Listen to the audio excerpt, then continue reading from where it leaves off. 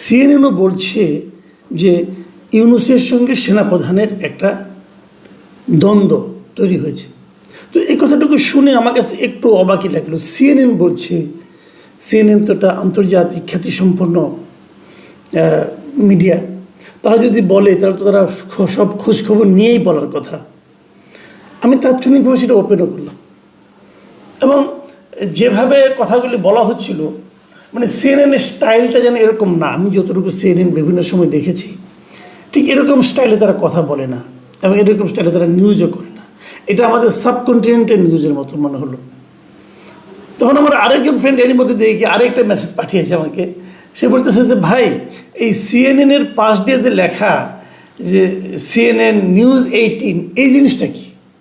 তো আমি এবার দেখলাম যে সিএনএন লেখা ঠিক সিএনএনের মতো করেই লোগো দেওয়া, পাশে আবার লেখা নিউজ 18। তখন আমি বুঝতে পারলাম যে এটা আসলে যুক্তরাষ্ট্রের সেই সিএনএন না, ভারতের একটা টেলিভিশন। এবং এটা ওদের নেটওয়ার্ক 18 মিডিয়া নামে একটা কোম্পানি আছে তাদের। এটা বেসিক্যালি এর সঙ্গে রিলায়েন্সের একটা শেয়ার আছে, রিলায়েন্সের মালিকানার সঙ্গে জড়িত আছে এবং এটা ইন্ডিয়ার নয়দাতে এটা হেড অফিস।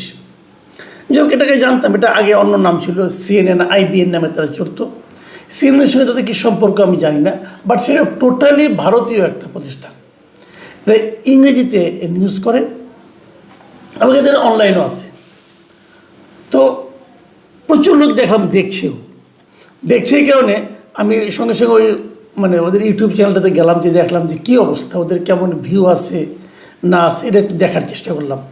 এবং সেখানে আমি দেখলাম যে তারা মোটামুটি সিএনএন নিউজ 18-এর প্রায় 9.68 মিলিয়ন এদের সাবস্ক্রাইবার আছে।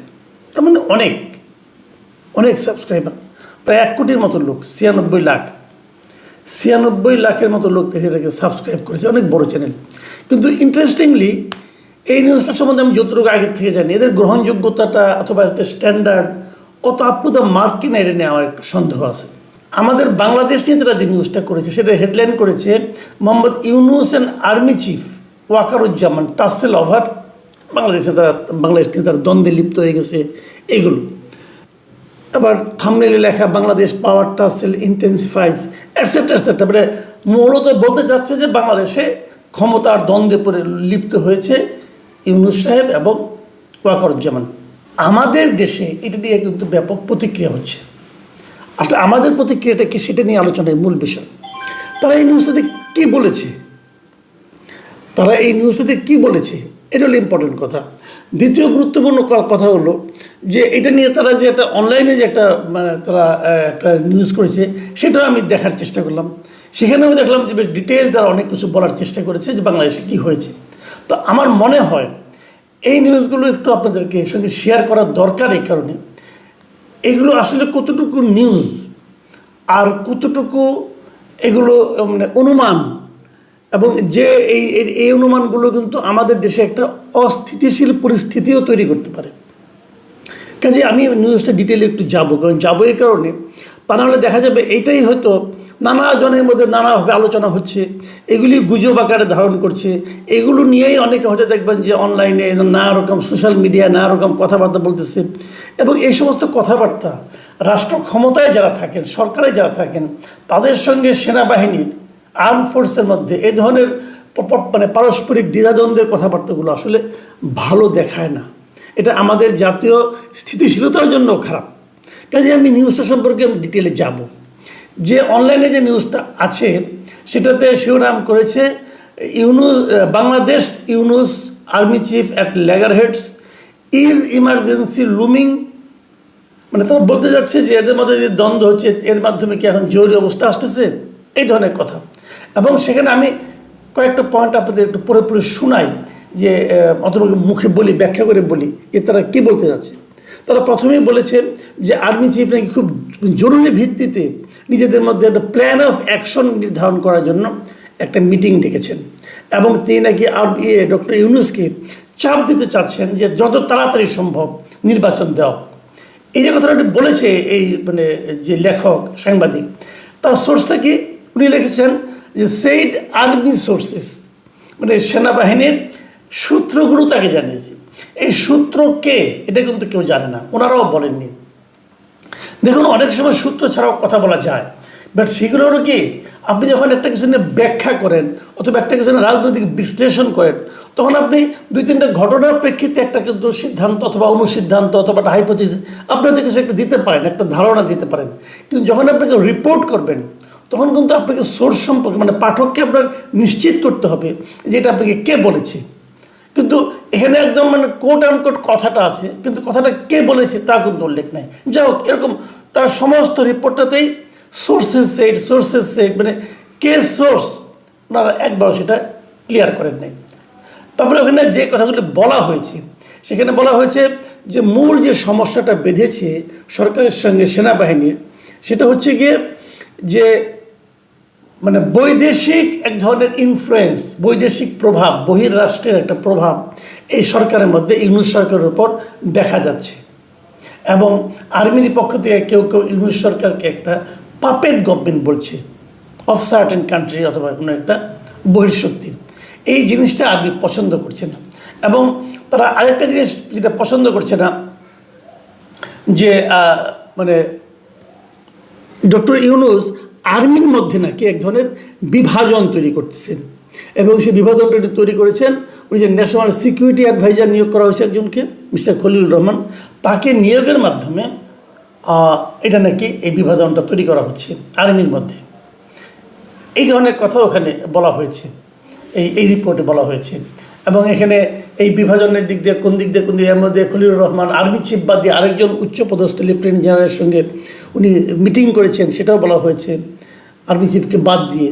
এবং সেই লোকটার সঙ্গে আবার মানে পাকিস্তানের ISIর যে চিফ এসেছিলেন তিনিও ওই লোকের সঙ্গে বসেছেন, মিটিং করেছেন, রুদ্ধদ্বার বৈঠক করেছেন। এগুলো এখানে অনেক কিছু বলা হয়েছে।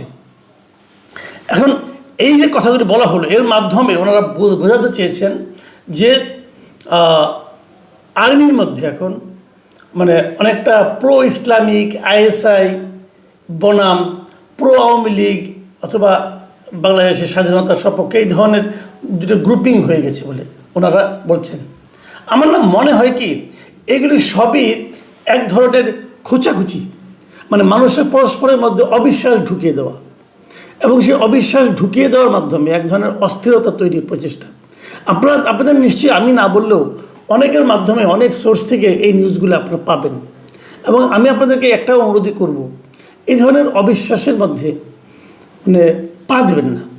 কারণ এই নিউজটা এই ধরনের কিছু হয়নি, হতে পারে না, আমি কিন্তু তা বলছি না, হতেই পারে, অনেক কিছুই হতে পারে। কিন্তু সেই জিনিসগুলো একটা বিদেশি পত্রিকা সব জেনে যাবে এবং বাংলাদেশের সোর্সগুলো বিদেশি পত্রিকাকে কে বলবে, কী ভরসায় বলবে, এটা আমার কাছে না ক্লিয়ার না।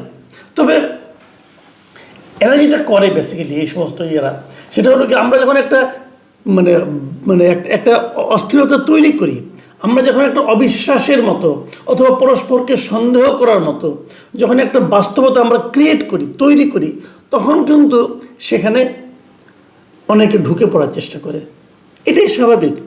আপনি যদি মানে এক ধরনের সন্দেহ তৈরি করেন, এক ধরনের ঢাক বুড়গুড় বাস্তবতা তৈরি করেন, সেখানে কিন্তু অনেকে ঢুকে যায়। এবং এই রিপোর্টটাতে এমনও বলা হয়েছে যে আর্মি চিফ নাকি মানে বিভিন্ন রাজনৈতিক দলের শীর্ষ পর্যায়ের নেতৃবৃন্দের সঙ্গে বসেছেন এবং বসে নাকি কথা বলেছেন যে কিভাবে তাড়াতাড়ি নির্বাচনটা দেওয়া যায় এবং তাড়াতাড়ি নির্বাচনের জন্য কিভাবে সরকারের উপর চাপ প্রয়োগ করা যায়। এই ধরনের কথাও এই রিপোর্টে কিন্তু আছে। তো আমি যেটা বলে শেষ করতে চাই সেটা হলো এই ধরনের রিপোর্ট কিন্তু হতে থাকবে, আমাদের মধ্যে এক ধরনের অস্থিরতা তৈরি করার জন্য হতে থাকবে। অথবা এই সমস্ত রিপোর্টের যে কথাগুলো বলা হয়েছে সেগুলো হয়তো কিছুটা বাস্তবতা আছেও, এরকম বাস্তবতা সব সময় থাকে, সব দেশেই থাকে। কিন্তু সেগুলোকে নিয়ে এরকম সোর্সকে আড়ালে রেখে এবং কোনো একটা বক্তব্যে কিন্তু কোনো সোর্স আমি পেলাম না, এইভাবে রিপোর্ট করে ভিডিও করে সেই জিনিসটাকে মানুষের মধ্যে ছড়িয়ে দেওয়ার যে চেষ্টা, প্রবণতা, এটা আমার কাছে না সাংবাদিকতার দৃষ্টিতে খুব একটা ভালো মনে হয়নি। আমরা এর আগে শুনেছিলাম যে ভারতের বিভিন্ন গণমাধ্যম আমাদের অনেক কিছু নিয়ে নানা ধরনের কথাবার্তা বলেন, এবং সেগুলি খুবই নিম্নরুচির গণমাধ্যম ছিল, যেমন রিপাবলিক টিভি একটা ছিল। এটা কেউ দেখে বলে মনে হয় না, এটা মানে জোকারের মতো আচরণ করে এক ভদ্রলোক আছে এখানে। তো সেটা এক ধরনের ব্যাপার, কিন্তু এটা তো একটু মনে হয় গুরুত্বপূর্ণ গণমাধ্যম। এটা একদম একেবারে যে বাতিল গণমাধ্যম তা কিন্তু নয়। প্রায় 96 লাখের মতো এর সাবস্ক্রাইবার আছে ইউটিউব চ্যানেলের, একদম কিন্তু বাতিল গণমাধ্যম না। তো তাদের কাছ থেকে আমরা মনে করেন আরেকটু সাংবাদিকতার ক্ষেত্রে মানে এমন কিছু আশা করি যা নাকি তার প্রতিবেশী দেশের মধ্যে এক ধরনের অস্থিরতা তৈরি না করে।